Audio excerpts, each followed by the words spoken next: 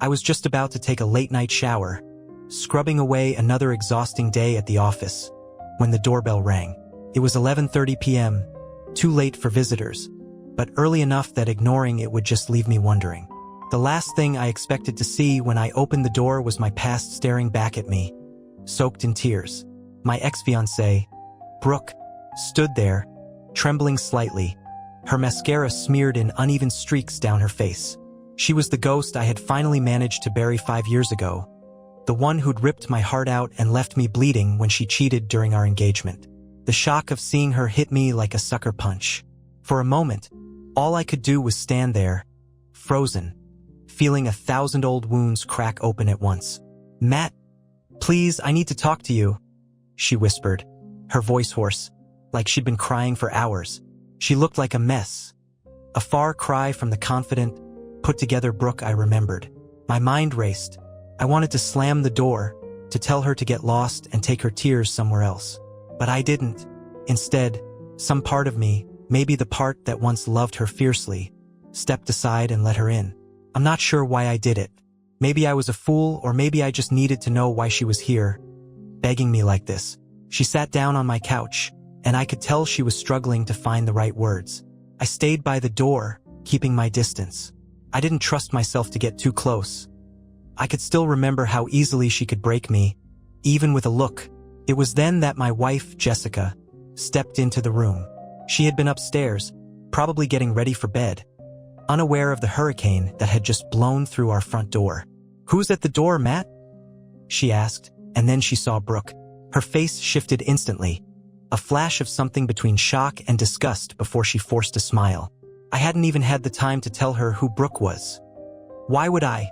That chapter of my life was supposed to be closed, locked, and buried deep. But there Brooke was, her presence tearing open the pages of a book I tried so hard to burn. Jessica's smile was as cold as an iceberg. She crossed her arms, leaning against the doorframe. "And what brings you here so late, Brooke?" She emphasized the name with just a little too much weight, like it was sour on her tongue. It was the first time I realized how little she actually knew about that part of my past. I had only told her the basics.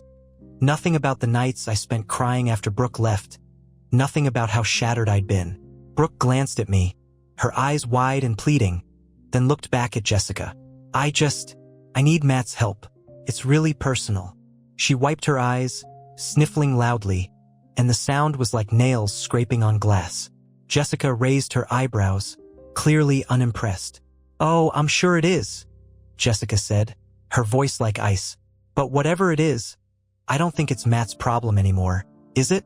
She was staring directly at Brooke, not even acknowledging me. There was a tension in the air so thick you could almost taste it.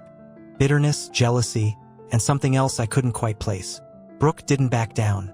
She shook her head and then turned fully towards me, ignoring Jessica as if she weren't even there. "Matt, please, I don't have anywhere else to go. I've messed up. I've messed up so badly." Her voice cracked, and for a moment, I almost saw the girl I used to love. The desperation in her eyes felt real, raw in a way I hadn't seen in years. Jessica let out a sharp laugh, bitter, almost mocking. "Seriously? You come to our house in the middle of the night and expect him to drop everything for you? After everything you did to him?" She took a step forward, and for a split second, I could see the fire in her eyes.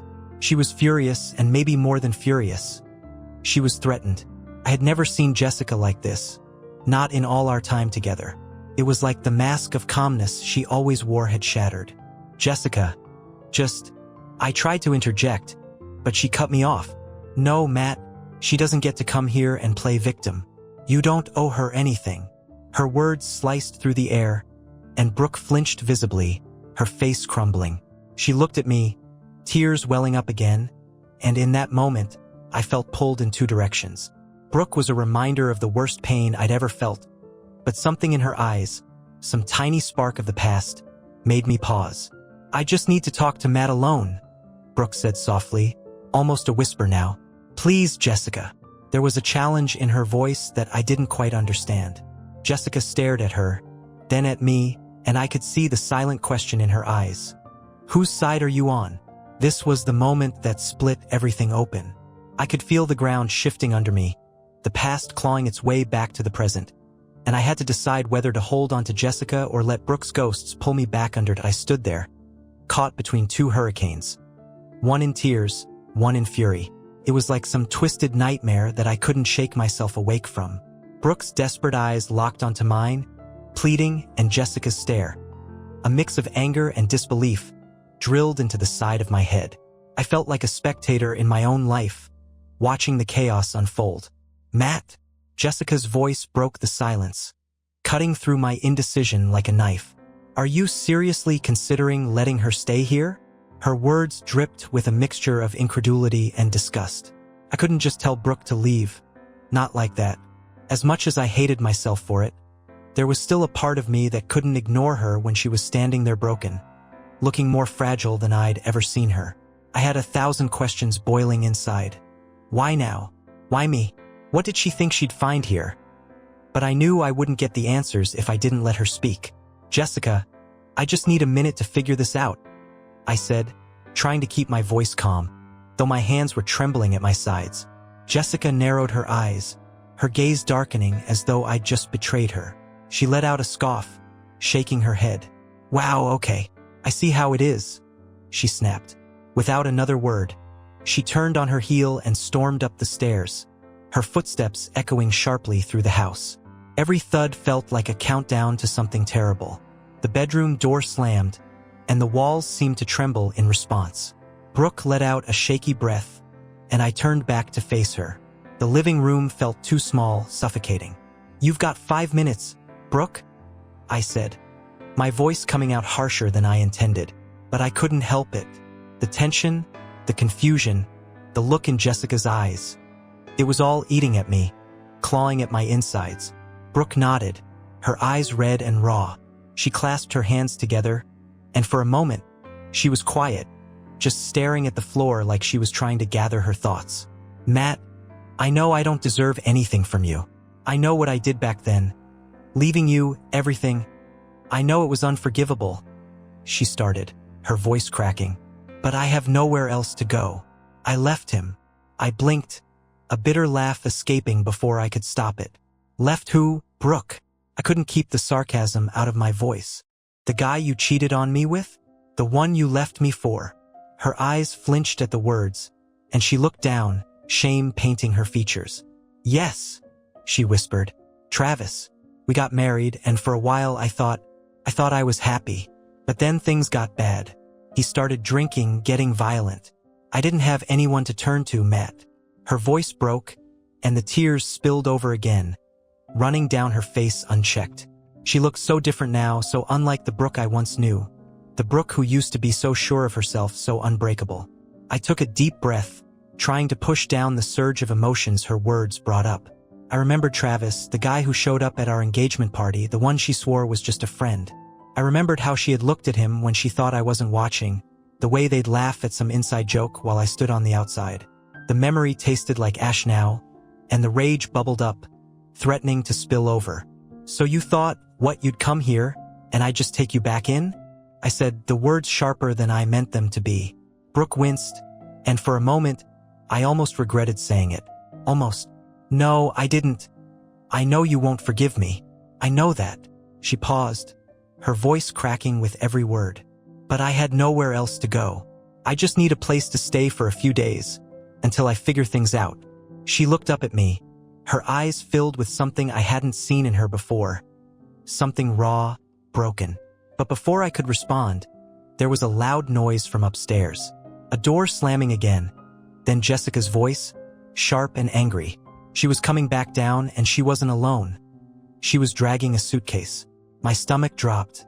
"Jessica, what the hell are you doing?" I called out, but she didn't stop. She reached the bottom of the stairs, her face a storm of fury and heartbreak. She didn't even look at Brooke. Her eyes were fixed on me, blazing with a kind of anger that cut straight to my core. "What am I doing?" she said, her voice dripping with venom. "I'm leaving, Matt. Clearly, you've got unfinished business here." She gestured at Brooke, her hand shaking. "I'm not going to sit around while you play hero for her." The words hit me like a slap. "Jessica, wait. This isn't..." I started, but she cut me off with a raised hand. "No, Matt. I've spent years loving you, trusting you, and you can't even choose me over a woman who destroyed you once." Her voice wavered, just for a moment, before she swallowed and set her jaw again. "I'm not going to be second place in my own marriage." Brooke sat silently, her eyes darting between us, tears still streaming down her cheeks. I could feel my world coming apart at the seams. Jessica was leaving, and Brooke was here, and I didn't know how to fix any of it. I had thought the worst was over 5 years ago when Brooke left me, but standing there, watching Jessica roll her suitcase towards the door, I realized that the worst was happening right now. "Jessica, please, just give me a chance to explain," I pleaded, stepping towards her. But she shook her head, her expression resolute. "You already made your choice, Matt."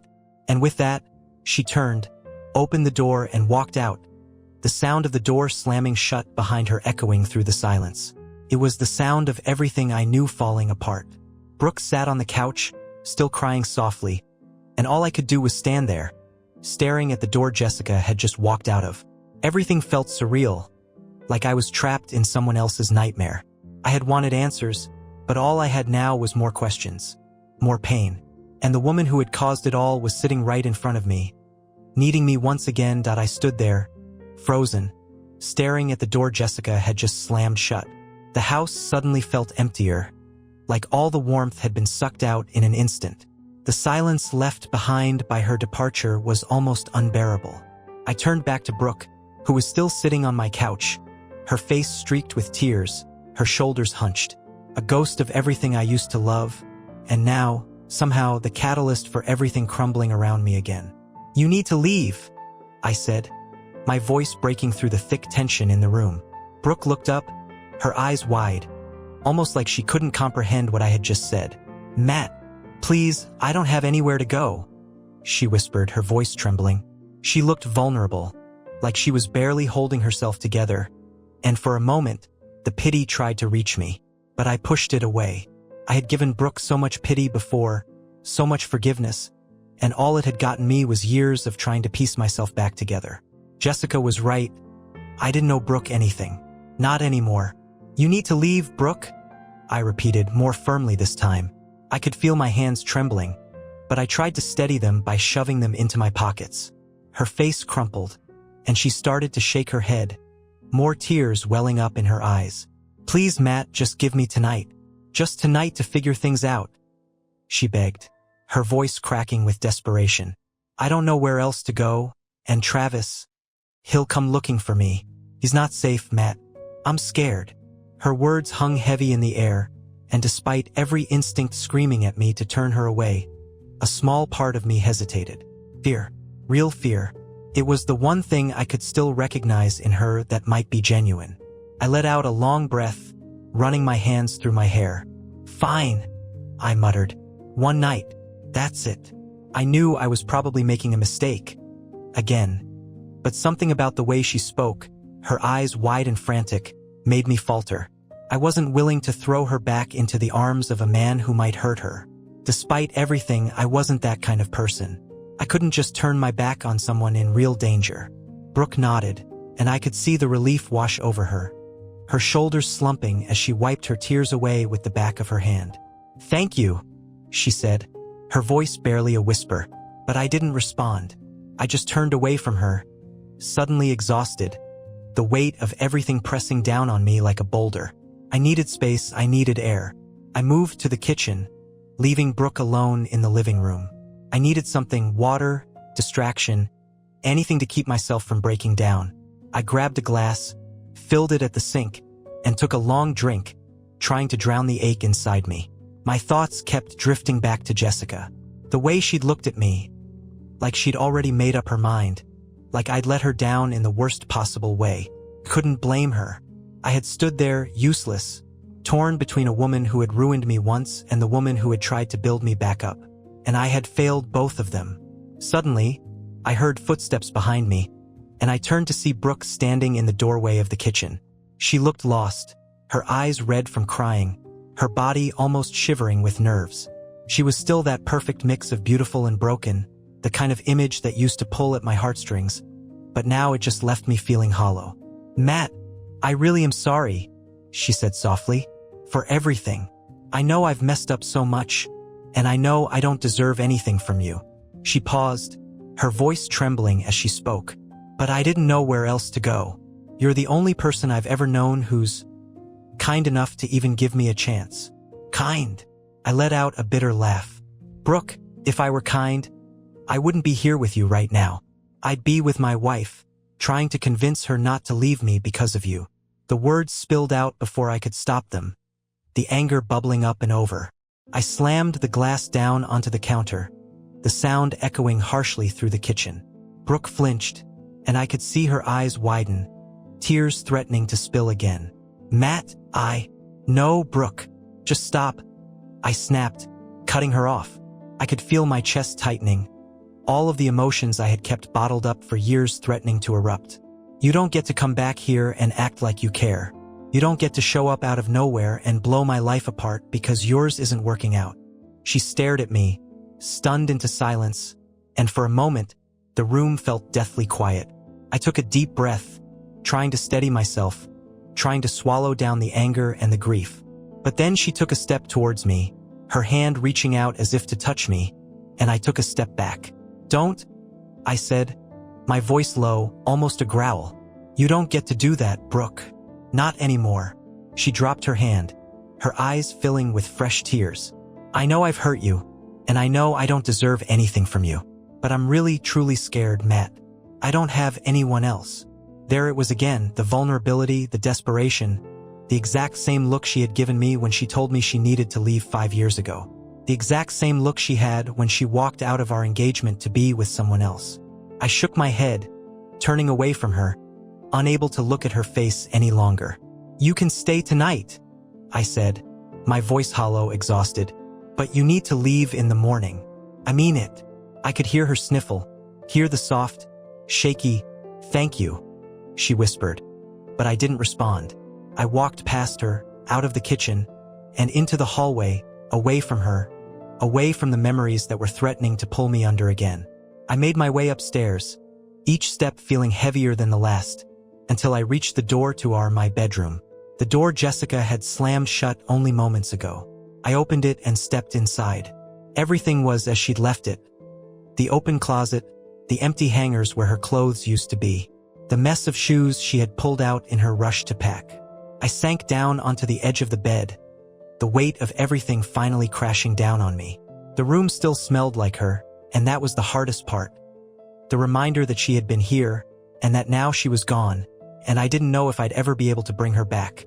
And downstairs, Brooke was still there. A ghost I had let back into my life, tearing apart everything I had tried to build since she left. I didn't sleep that night. I sat on the edge of the bed until the moonlight faded and dawn began to creep in through the curtains. My thoughts were a whirlwind, a mix of Jessica's angry face, Brooke's pleading eyes, and the relentless question that I couldn't seem to answer. Why did I let her in? The house was unbearably silent. Jessica's absence echoed through every empty corner. I stared at the spot on the bed where she used to sleep, the pillow still indented from her head. The emptiness beside me felt like a canyon, wide and impossible to cross. After what felt like hours of staring at the emptiness, I forced myself to move. I couldn't just sit there, drowning in what I had lost. I had to do something, even if I didn't know what that something was. I made my way downstairs, expecting to find Brooke asleep on the couch, but instead, she was sitting at the kitchen table.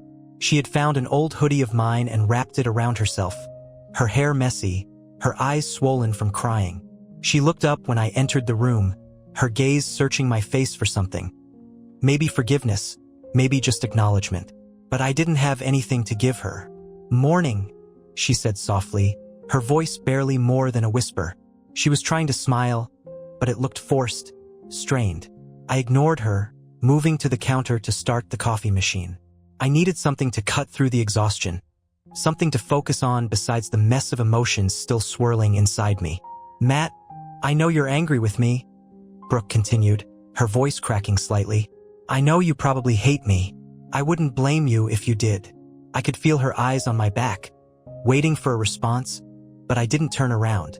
The coffee machine hummed, filling the room with the smell of brewing coffee, but it did nothing to ease the tension. "Brooke," I don't have time for this, I said finally, my voice rough from the long night. I turned around, leaning against the counter, crossing my arms over my chest. I'm not here to hash out old wounds. You asked for a place to stay and I gave you one night. That's all. Her face fell, and she looked down at her hands, twisting them together nervously. I understand, she whispered, but I need to tell you why I came here. Why it had to be you. I sighed, rubbing a hand over my face. Brooke, I really don't care about your reasons. You made your choices and I moved on. The words felt hollow even as I said them. How much had I really moved on if I was standing here, letting her take up space in my life again? She shook her head, her eyes welling up with tears once more. Please, Matt, just listen. It's not just about Travis. It's about us. About everything I never told you. There was something in her voice, a desperation that went beyond fear, something deeper, like regret. I didn't want to hear it. I didn't want to go back to that place, to the heartbreak and betrayal, to the endless nights wondering why I wasn't enough. You're too late, Brooke, I said, my voice cold. Whatever you have to say, it doesn't change anything. You made your choice 5 years ago, and I made mine when I let you walk out of my life. You don't get to come back now and dig all of this up again. She flinched at my words, her eyes shimmering with unshed tears. Matt, I know I hurt you. I know I destroyed everything we had. But I was scared. Travis made me feel like I had no choice, like I had to be with him or I'd be nothing. And now, he's worse, Matt. He threatened me. He said if I left, he'd find me, that he'd hurt me. Her voice cracked, and she buried her face in her hands, her shoulders shaking with quiet sobs. Part of me wanted to believe her, wanted to see her as the victim in all of this. But another part of me, the part that still remembered the way she'd looked at Travis at our engagement party, couldn't help but wonder if she was just spinning another lie, another excuse to get what she wanted. She had always been good at that, making herself the victim, making me feel like I had to save her. Brooke, you need to understand something, I said, my voice hardening. You being scared doesn't erase what you did to me. It doesn't make it okay that you walked out without a word, that you left me to pick up the pieces while you ran off with him. I could see my words cutting into her, her face crumpling, but I didn't stop. I loved you. I would have done anything for you, and you threw it all away. You chose him, Brooke. And now you want me to save you from that choice. She looked up at me, her eyes wide, her face pale. I know, she whispered. I know I don't deserve your help, but I'm begging you, Matt. I don't have anyone else. Her voice broke, and she looked at me with a kind of hopelessness that twisted something inside me. But I forced myself to stay firm. I couldn't let her back in. Not like this. Not after everything. I took a deep breath, letting the silence stretch between us before I spoke. You can stay until you figure out where to go. But that's it. I'm not getting involved in your mess with Travis. You need to understand that. The words were final. A line I was drawing between us. A boundary I wasn't going to let her cross again. Brooke nodded, her tears still falling. But she didn't say anything else. She just looked down at her hands.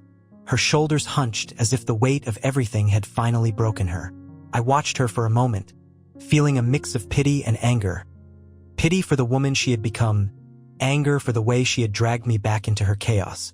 The coffee machine beeped, and I turned away from her, pouring myself a cup.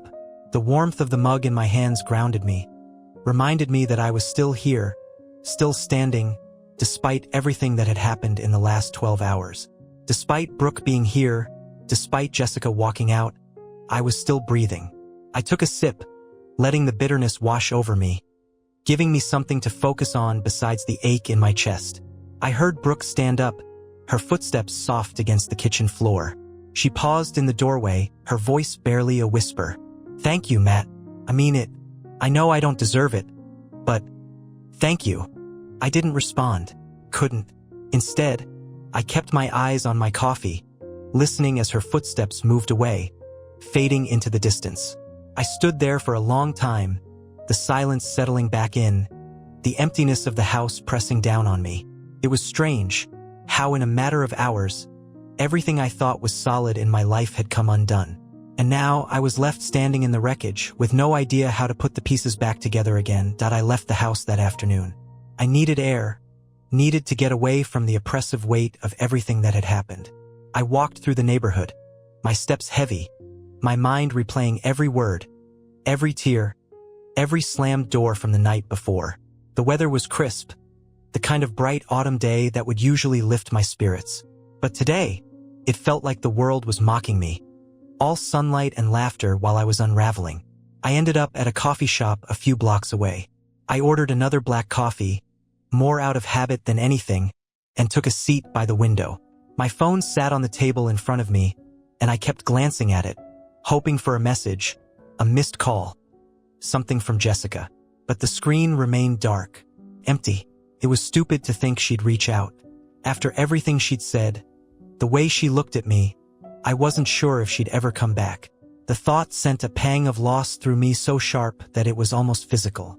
The doorbell chimed, and I looked up absently. My eyes caught on a familiar face, a face that shouldn't have been there. Travis. He had just walked into the coffee shop, his eyes scanning the room, his face twisted in that confident smirk I remembered all too well. My heart skipped a beat. What the hell was he doing here? He hadn't seen me yet. I watched as he moved towards the counter, ordering a drink, his demeanor relaxed, casual, like he didn't have a care in the world. And it made my blood boil. This was the guy Brooke had left me for? This was the guy who had supposedly turned into a nightmare for her, who was out to hurt her. He looked far too smug, too comfortable to be the monster Brooke had painted. I didn't think.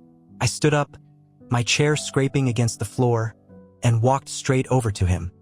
He looked up, startled, and for a second, his eyes widened in recognition. Then that smirk returned, and he leaned back, crossing his arms over his chest. Well, if it isn't Matt," he drawled, his voice dripping with arrogance. "Didn't think I'd run into you here. What are you doing here, Travis?" I asked, my voice low, barely restrained. I could feel the tension coiling in my muscles, my fists clenched at my sides. The thought of him showing up like this, the possibility that he had come looking for Brooke, it set something off inside me. Just grabbing a coffee. Why? Am I not allowed to be here? He raised an eyebrow, the smirk never leaving his face. He was playing with me, taunting me, and I felt a rush of anger that I hadn't felt in years. The kind of anger that had been buried since Brooke left. "Brooke told me what's been going on," I said, taking a step closer, my voice barely a whisper. "She's afraid of you, Travis. She said you've been threatening her." His expression changed, just for a second. A flicker of annoyance, of something darker, crossed his face, and then he laughed. A cold, empty sound. "Oh, she told you that, did she?" He leaned forward, his voice dropping. "Brooke always was good at spinning her little stories, making herself the victim." He shook his head, a sneer twisting his lips. "Let me guess. She's staying with you, isn't she? Running back to her old safety net." His words hit me like a punch. The casual way he dismissed her fear, the way he talked about her like she was just some problem to be dealt with, it made my skin crawl. But more than that, it made me question everything Brooke had said. Was she lying? Was this just another manipulation? I didn't want to believe it, but the way Travis spoke, the way he seemed to know exactly how to twist the knife, it left a doubt I couldn't shake. "Get out of here, Travis," I said, my voice shaking. "Just leave her alone. Whatever happened between you two, it's over." He laughed again, a cruel smile on his face. "Oh, you think it's that simple? You think you can just step in and play hero again?" He leaned in, his eyes narrowing. "Brooke's made her bed, Matt, and you're a damn fool if you think she's changed. She's always been like this. Running when things get hard, playing people off each other to get what she wants." I clenched my jaw, my hands balling into fists. I wanted to hit him, wanted to wipe that smug expression off his face. But I knew that would solve nothing. It would just make everything worse, and it wouldn't help Brooke. It wouldn't bring Jessica back. Travis must have seen something in my face, because his smirk widened. He took a step back, raising his hands as if in surrender. "Fine, whatever. I'll leave you two to your mess. Just remember, Matt, people don't change. You'll see that soon enough." With that, he turned and walked out of the coffee shop, leaving me standing there, my heart pounding, my mind racing. I stood there for a long moment, staring at the door, trying to make sense of everything he had said, trying to piece together the truth from the lies. I went back to my table, sinking into the chair, my coffee now cold and forgotten. Travis's words echoed in my mind. She's always been like this. The doubt gnawed at me, growing with every passing second. Had Brooke really changed? Or was this just another game, another manipulation to get what she wanted? I thought about Jessica, about the way she had looked at me when she left, the anger and hurt in her eyes. She had seen it, hadn't she? She had seen what I was too blind to notice, that Brooke was still the same, still capable of destroying everything in her path. And I had let her in. I had let her sit in my house, sleep under my roof, and now I didn't even know if any of it was real. I had to get back. I had to know. Whether it was true, whether Brooke had lied to me again, whether I was just a pawn in whatever twisted game she was playing. I left the coffee shop, my mind spinning, my heart pounding with a mix of fear and anger. When I got home, the door was slightly ajar, creaking open as I pushed it. My stomach tightened with dread. "Brooke," I called out, stepping inside. The house was eerily quiet, the air thick with tension. I walked into the living room, my eyes scanning the space, and that's when I saw her. Sitting on the floor, surrounded by old photos, her face streaked with tears. She looked up at me, startled, her eyes wide. "Matt, I didn't mean to go through your things," she said, her voice trembling. I found these and I couldn't help it." She held up a photo, one of me and Jessica, taken on our honeymoon. We looked so happy, so carefree. Felt like a lifetime ago. "Why are you doing this, Brooke?" I asked, my voice raw. I could feel the anger, the confusion, boiling over. "Why are you here? What do you really want from me?" She stared at me, her eyes filled with tears, her hands trembling. "I don't know, Matt," she whispered. "I thought I needed you. I thought you were the only one who could help me. But now, I see what I've done. I've ruined everything. I've hurt you again, and I didn't even mean to." Her voice broke, and she looked down at the photo, her shoulders shaking. I wanted to believe her. I wanted to think that she was being sincere, that the tears were real, that the regret was genuine. But Travis's words echoed in my mind, and the doubt wouldn't leave. People don't change. I knelt down, picking up the photos, my hands shaking. "You need to leave, Brooke," I said, my voice breaking. "You can't stay here anymore. I can't do this again. I can't lose everything because of you." She looked up at me, her face crumpling, and for a moment, I saw the old Brooke. The one I had loved, the one I had wanted to spend my life with. But that Brooke was gone. She had been gone for a long time, and all that was left was this broken shell, this chaos that she brought with her wherever she went. "Where will I go?" she asked, her voice barely a whisper. I shook my head, standing up, the weight of everything pressing down on me. "I don't know, Brooke, but you can't stay here. I need to fix what's left of my life, and I can't do that with you here." She didn't say anything else. She just nodded, her tears falling silently as she began to gather her things. And I stood there watching, my heart breaking all over again. This time not just for her, but for everything she had taken from me and everything I had lost because I had let her back in. The next few hours passed in a blur. I stood in the doorway, watching Brooke pack up the few things she'd brought with her.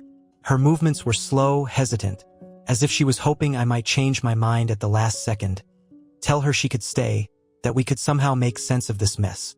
But I stayed silent, my arms crossed, leaning against the frame. My resolve was holding, even though every second felt like it was pulling me apart. The sun had started to dip below the horizon, casting long shadows across the room. Brooke zipped up her bag, her eyes flickering to mine, filled with something that looked a lot like regret. She opened her mouth, maybe to say goodbye, maybe to plead one last time, but I shook my head before she could even start. "Brooke, there's nothing left to say," I murmured, my voice heavy.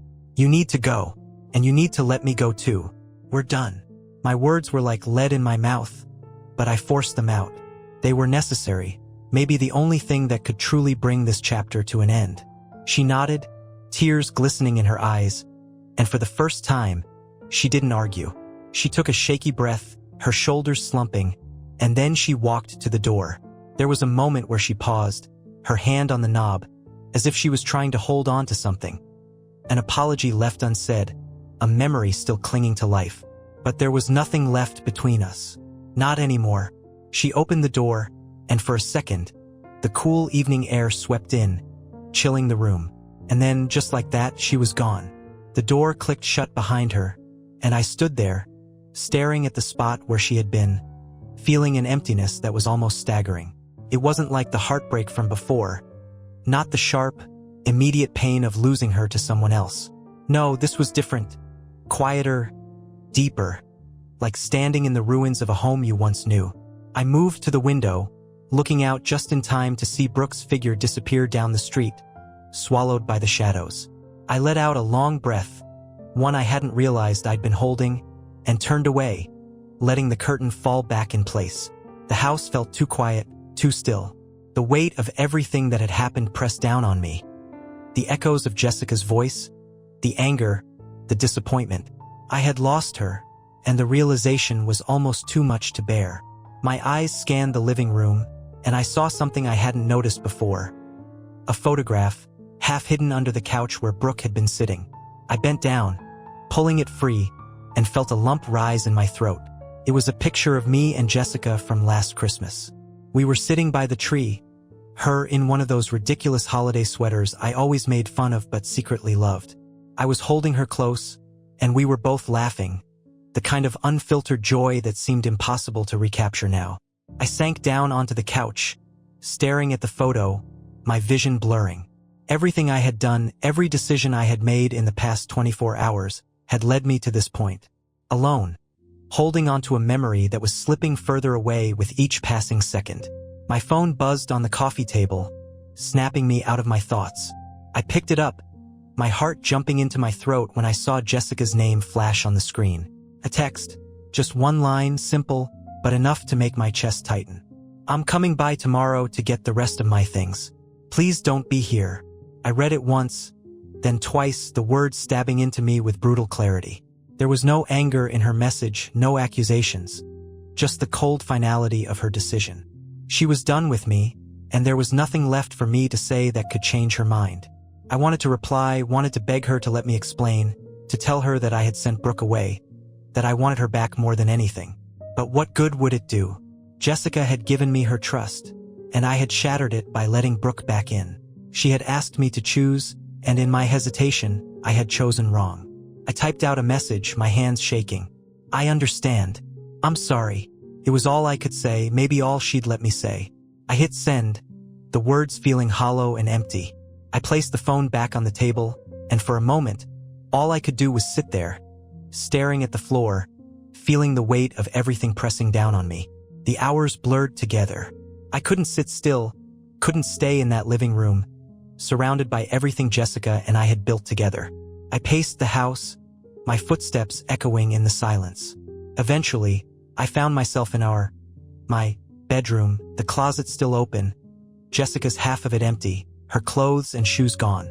I walked over, my fingers brushing against the few hangers that remained, the emptiness of the space like a hollow ache in my chest. There were still little reminders of her everywhere.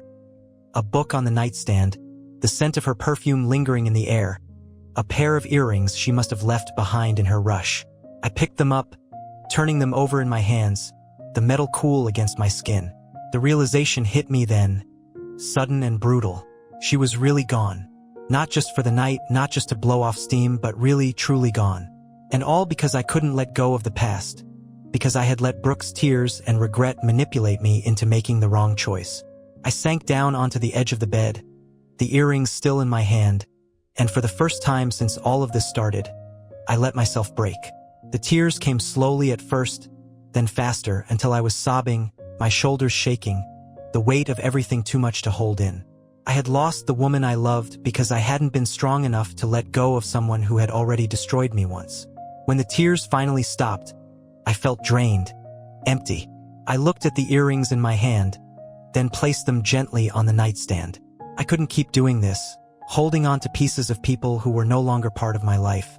I had to let go, not just of Brooke, but of the version of myself that had always wanted to save her, that had always been willing to sacrifice everything for someone who didn't deserve it. I stood up, wiping my face with the back of my hand, and walked out of the bedroom, The house was still and silent, but for the first time, it didn't feel like it was closing in on me. It was empty, yes, but maybe that was what I needed. A blank slate, a chance to rebuild from the wreckage. I made my way to the front door, opening it and stepping outside. The night air was cool, crisp, and it felt like I could finally breathe. I stood there for a long moment, looking up at the stars, letting the quiet of the night wash over me. I didn't know what was going to happen next. If Jessica would ever come back, if I'd ever find a way to make things right again. But for the first time, I felt like I could move forward. Like I could finally let go of the ghosts that had haunted me for so long. Brooke was gone. Jessica was gone, at least for now. And all that was left was me. Alone, but maybe, just maybe, ready to start over. The morning came quietly, the kind of stillness that made me feel like even time itself was holding its breath. I hadn't slept. Instead, I'd spent the night on the couch, staring blankly at the ceiling, trying to prepare myself for what was about to happen. Jessica had texted me that she'd come by today to get her things, and I knew that meant I had to make myself scarce. I got up, my body aching from the uncomfortable position, and rubbed a hand across my face. I could still feel the exhaustion tugging at me, but the thought of seeing Jessica, of having to look her in the eyes and watch her walk out of my life for good, was enough to propel me into action. I needed to leave before she arrived. I couldn't put either of us through more pain than I already had. I moved around the house mechanically, picking up my keys, my phone, anything I might need for the next few hours. There was a strange calm in the house, a quietness that I knew wouldn't last long. It was the calm before the final storm. I wrote a note for Jessica, placing it on the kitchen counter where I knew she'd see it. Just a simple, "I'll be out. I'm sorry for everything." It felt hollow, but what more could I say? She deserved more than an apology, but it was all I had left to give. Before I could second-guess myself, I walked out the front door, the morning sunlight blinding me for a moment. I stood there on the porch, the door closed behind me, and took a deep breath. Then I turned and left, not daring to look back. I didn't have a destination in mind. I just drove, letting the streets and stoplights guide me. The city was waking up, people walking their dogs, heading to work, going about their lives as if everything was normal. I envied them. Their simplicity, the way they moved forward, unaware of the unraveling that had happened in my home over the last 2 days. Eventually, I found myself at a park I used to go to when Jessica and I first started dating. It was a small, quiet place, with a path that circled a lake, benches placed every few yards for people to sit and watch the ducks glide across the water. I pulled into the parking lot, shutting off the engine, and just sat there for a while, the memories washing over me. I remembered bringing Jessica here on a crisp fall afternoon, just like this one, when we'd barely been together for a few months. She had brought a picnic, complete with a red and white checkered blanket and a basket filled with sandwiches and wine. We had spent hours talking, laughing, feeding bits of bread to the ducks until the sun set and the sky turned that soft pinkish purple. I remembered thinking, right then, that I could spend the rest of my life with her. I closed my eyes, swallowing the lump in my throat. It was strange, the way one person could change everything. One decision, letting Brooke back into my life, had shattered everything I had built with Jessica. I had thought I was doing the right thing, that I was being compassionate, but I realized now that I had been selfish. I'd been holding on to a past that had no place in my present, and in doing so, I had lost the one person who truly mattered. I got out of the car and walked down to the lake, finding a bench that was still wet with dew. I didn't care. I sat down, the cold seeping through my jeans, and watched the water, the ducks bobbing lazily in the ripples. My phone buzzed in my pocket, and I pulled it out, my heart skipping a beat when I saw it was from Jessica. "I'm here. I just wanted you to know." I could picture her in the house, moving around, gathering up her things, the life we had built together slowly being dismantled piece by piece. The thought hurt, really hurt, but I knew she deserved the space to do this on her own. I couldn't be there, standing in the doorway watching her pack away her life. It wasn't fair to her. It wasn't fair to either of us. I typed out a response, my fingers trembling. "Okay, take your time." I hit send and stared at the screen, waiting, though I didn't know what I was waiting for. Some sign that things would be okay? Some message that she still loved me? I knew I wouldn't get that. Not now. Maybe not ever. I put my phone away, leaning back on the bench, closing my eyes against the brightness of the morning sun. The wind rustled the leaves overhead, and I let myself listen to the sound, let it calm me. There was a kind of finality in today. Jessica was taking the last of her things, and I had to let her go. I had to let go of everything. I wasn't sure how much time passed, but eventually, my phone buzzed again. I pulled it out, my stomach tightening, and saw another message from Jessica.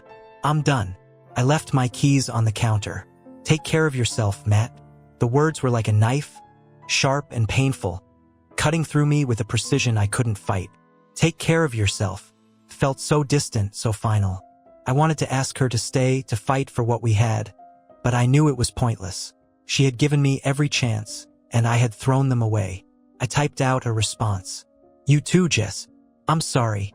I stared at the message for a long time before hitting send. Felt like goodbye, and maybe that's what it was. Not just to Jessica, but to everything I had hoped for, everything I had tried to hold on to. The park was still quiet, the lake still, and I let myself breathe in the crisp air. Let it fill my lungs. Let it cleanse me in a way I hadn't allowed myself before. I had lost so much, but maybe that was the point. Maybe losing everything was the only way I could finally figure out who I was without Brooke, without Jessica, without anyone to define me but myself. The sun was higher now, warming the air, and I stood up, brushing the dew from my jeans. I walked back to the car, my steps slow but steady, and got in, starting the engine. I didn't know where I was going, but for the first time that felt okay. I pulled out of the parking lot, driving away from the park, from the memories, from everything that had brought me here. I didn't know what the future held, but maybe that was the point. Maybe it was time to find out. The house was quiet when I returned. The emptiness had a different weight to it now. It was final, no longer just a pause but an ending. I stepped inside, my eyes instinctively flicking to the spot where Jessica's keys had always hung, and the sight of the empty hook hit me like a punch. She was really gone, and this was my reality now.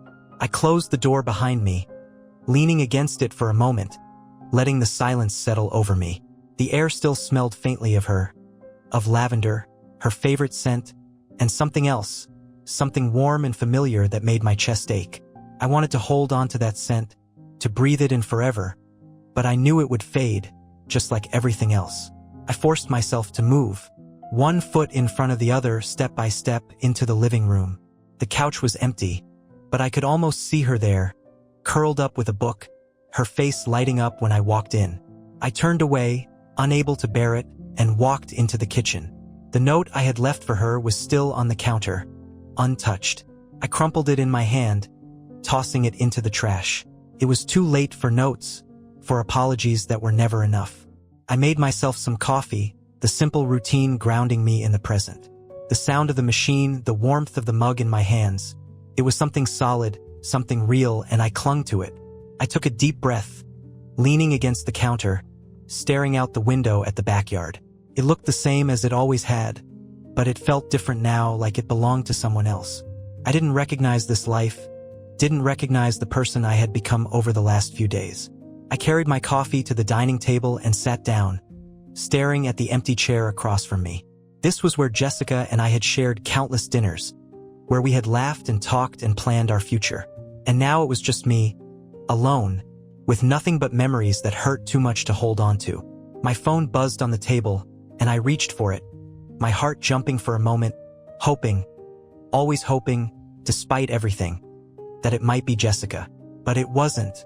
It was a message from an unknown number. "Matt, it's Brooke. I just wanted to say thank you for everything. I know I messed up.